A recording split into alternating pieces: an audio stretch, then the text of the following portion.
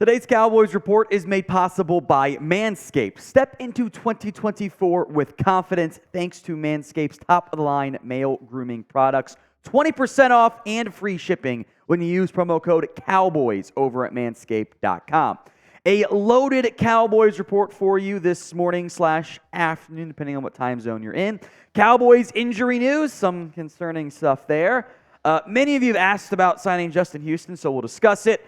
We will have the whole Micah Parsons to off-ball linebacker conversation today, plus the idea of playing more Rashaan Evans, and if Dan Quinn could head to Seattle as their head coach next season. First, the injury updates. 4 players getting either a full or did not participate, or limited veteran rest day on Wednesday. The injury report came out kind of late in the afternoon, by the way. Gilmore, Cooks, Lawrence, and Jourdan Lewis, nothing to be concerned about on any of those guys. That was expected. Tony Pollard, meanwhile, was a full participant with a thumb issue. He's fine. Nothing to be too concerned about there. Rico Dowdle, again, limited by his ankle injury. It's just going to be there for a good portion of this season down the stretch as it's been. He'll be able to play. Don't anticipate seeing Johnathan Hankins out there this week. That was, again, it's always been probably more of a 3-week minimum injury. Maybe you get him back for the Commanders game. In our preview, I didn't even put him in the injury report because I'm like, he's not going to play. It was that was assumed, and I should have put him in there. That's my fault. Ankle injury, he's not going to go. Malik Hooker did not participate, but he is trending towards being able to go. He was limited on Friday and then last week, and then did not play in the game. If I had to bet, I think he would play. I'll put him at probable for my own terminology, which does not count anymore for the NFL, but I digress. The 2 to monitor are Zack Martin to begin with here. The Cowboys remain hopeful, optimistic, whatever. He can go with a quad injury. If he can't get in at least a limited session on Thursday or Friday, historically speaking, for my part, they'll say, we'll see about Saturday. Those guys don't play. Like 9 times out of 10, if you're not at least limited on Thursday or Friday, those guys do not play in the football game. So we'll see about Zack Martin. Cowboys are hopeful, not as bad as it could have been. If this was week 3, kind of like it was earlier this year, probably doesn't go. Now you're down the stretch. You need him out there. So keep an eye on Zack Martin. For now, I'll go with a true questionable. And then there's the unknown. The concerningly surprising news that came out later yesterday evening/afternoon if you're on the West Coast. Tyron Smith, a surprise appearance with a back injury. Now, some are trying to say, no, he's just resting. He was going to practice anyway. No. The Cowboys have been labeling rest as they're required to do if it's just a normal veteran rest day for Tyron Smith. There is a back issue for Smith. Did he sleep on it wrong? The Cowboys are always going to be extra cautious no matter what with Tyron Smith. He played every snap. I assumed he was fine. I don't know. I'm sure we'll know more from Mike McCarthy at some point later on this afternoon. For the time being, it is an uncertainty. I hope he is okay. This Cowboys team needs him going down the stretch here. So what is your panic level over all these different offensive line injuries? Scale it for me from 1 to 10. 1 on the low end, 10 on the high end.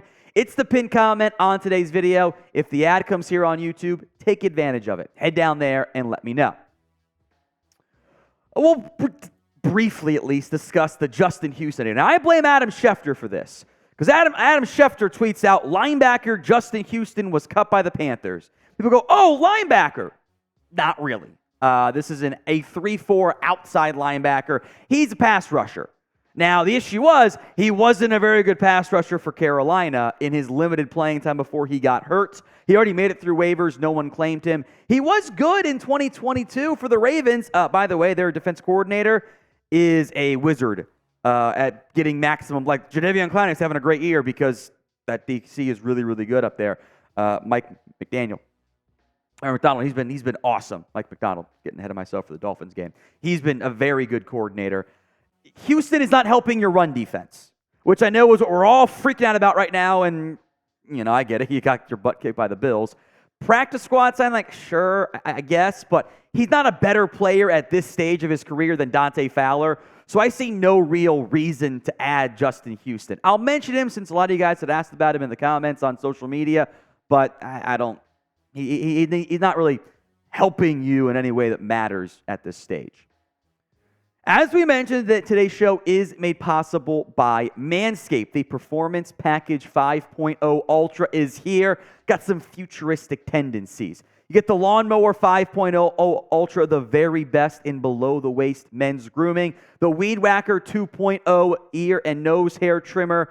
And essential aftercare products like the Crop Soother Ball Aftershave Lotion and Crop Preserver Anti-Chafing Ball Deodorant. Plus 2 free gifts. If you don't know what to ask for or what to get the guy in your life this holiday season, get Manscaped. Now, you're kind of a little bit late at this stage, so that's why Manscaped is also valuable, because it's a great product and they'll feel okay that it came in maybe a few days late. Get free shipping and 20% off with code COWBOYS at manscaped.com. 20% off and free shipping at manscaped.com with code COWBOYS. And give your balls a happy new year and make sure the new year isn't the only thing coming this time around. Manscaped.com, promo code Cowboys. We will have this Micah Parsons to off-ball linebacker conversation now for a good portion here of this next section of today's show. This has turned into, and I hate it, by the way, a political-esque debate, where the sides are dug in, they are convinced they are right, there's no other arguments against it. Both sides are clipping all 22 film and then accusing the other side of cherry picking, which to a certain extent, that's kind of all that is. Like, that's the whole reason you do it. There's evidence of both sides, of course. It reminds me, there was my parents' house, a measure for a school funding. I forget what the exact terminology is, but like extra taxes, basically. And the pro side of it was like, support our children's future, vote yes. And the con side of it was, support our children's future, vote no. How does that make any sense? This is where we're at with this Micah Parsons conversation. I'm very much annoyed by it because it's now devolved into people are just calling each other names and being super mean. So don't be mean to each other in the comments section. When you answer this question, where would you play? It was Levy, that's terminology for it. Where would you play Micah Parsons? Linebacker or defensive end? LBDE. Go vote in the comments section. And yes, I will offer some of my own, I would say more moderate thoughts, but you know, it's politics, so those don't really exist, I guess, anymore. I think to a certain extent, this whole Micah playing linebacker or defensive end has been a little bit distorted in the whole conversation. It's now either he can only play defensive end, he can only play linebacker, and if you disagree with me, you are a stupid head, or you don't know ball. That's kind of where we're at, and I hate it. Like, to a certain extent, most of us would disagree with that. My big thing here is the idea of Micah Parsons at linebacker is awesome. The reality of Micah Parsons at linebacker has been much more up and down. There have been really good reps and not so really good reps. Both of those things are true. That's why both sides are cherry-picking film arguments. Like, great against the Vikings when he did it. Had success as a top of the against the Giants. The Packers game, not great. Some other games, not too good either. If you had to pick one side, the answer is edge. Now, you don't have to pick one side here, necessarily. I think in general, he's still a little, he's even at just ignoring the pass rush side, because the pass rush side kind of really impacts it, but you can't get to the pass rush side unless you're stopping the run. As a pure run defender, I think he's a little bit more consistent with not as lows as an edge than a linebacker. He's also played more edge. That can certainly make some sense. But I think there are absolutely moments, and this is my solution we'll get to here in a little bit, where playing Micah at linebacker allows you to do some different things up front with some bigger bodies that might make your team a better run-stopping defense. This is a far more complicated conversation than the just play Micah at linebacker, we fixed it. I think if your solution to what is a complicated top talking point of how do you fix the run defense is just put Micah at linebacker, I think we're kind of just making it a little bit too easy on ourselves. Now, I think the partial solution here, and we'll get to this image in a moment, is to utilize more of the bear fronts from this Dallas Cowboys team. Now, I will make note, I think if you go four-man front and play Micah at off-ball linebacker, I don't think that's going to be consistent enough. I don't think that's going to work well enough. Micah's a freak athlete, but he's not Fred Warner out there. Those are two very different style players. Micah can't do what Fred Warner's been doing. Fred Warner can't do what Micah's been doing. But I think these Bear fronts and the Giants game where you stopped the run and you played Micah some more at off-ball linebacker, not exclusively at off-ball linebacker, I thought was a good idea. So let's break down 3 different images here of what I mean by the Bear front. First up, this is the Giants and kind of some heavy personnel looks, right? You've got 2 receivers left, 1 tight end right, 2 running backs, and you've got 5 guys across the front of your formation. Worth noting, you do have Micah Parsons here on the outside as an edge rusher. And now for the Giants, you've got 5 offensive linemen, a tight end, a running back. Because there's no one on the outside, Stephon Gilmore kicks inside here in more of a zone look. You now have 8 players in the box. And this is how I think the Cowboys should have more consistently tried to stop the Bills when they went into some of those different personnel packages, when they brought in an extra tight end or a fullback or an extra lineman or 2 backs. This is what I would have done more of. This has been the best front, I believe, for stopping the run this year from the Dallas Cowboys. And you can go to the quarterback version of it, right? You got 5 guys down there. You got Hankins. You got Armstrong. You got Mozzie. You got Chauncey Golston, Micah. You got Rashaan Evans out there. Talk about that in a little bit here. This is how I would do it. This gets more and a more balanced lineup out there. This play went for basically 0 yards, by the way. Now, specifically this week for the Dolphins, not as simple. The Bear front doesn't work as well against more spread out defenses, which the Bills had a lot of success spreading the team out. Here's another version of this front. Now, this time, you still have your 5 across the line. That's Tank Lawrence, by the way, subbing in for Golston, or for Armstrong, for Golston on the for one of the, subbing in for one of the linebackers on the outside. You've got 5 down linemen still, and Micah's your lone off-ball linebacker here. You took Clark off the field, you took Evans off the field, you added Jourdan Lewis, and you put Tank Lawrence out there. The issue is, oh boy, if they hit a slant to Waddle or Hill, you're in a little bit of a dicey situation there. So I am not opposed to giving Micah some more off-ball linebacker reps. And I think the Bear front, which I think works best with Micah at off-ball linebacker, is a great way of going about doing that. But I also am not playing Micah full-time at off-ball linebacker. Now, he's still too good as a passer. He still had a bunch of pressures against the Bills.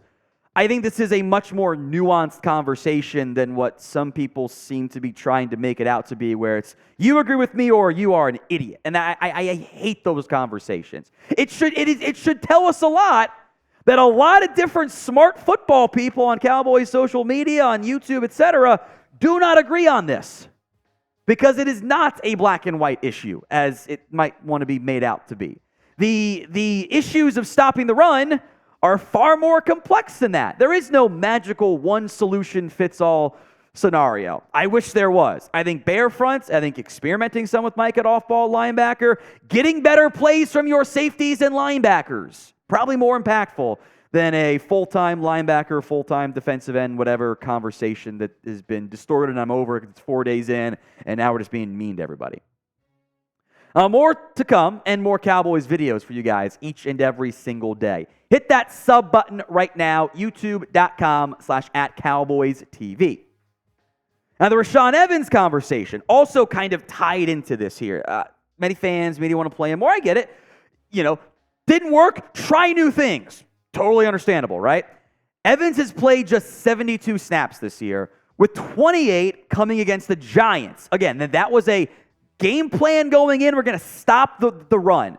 And they did a really good job. Giants did it some in the third quarter. They readjusted back. I think that is a good telling game, although, again, I'm not sure how it might work better against the Lions than the Dolphins because of all that speed. That's why Miami's so hard to stop, right? Evans has played 8 games this year, handful of snaps, 9 tackles.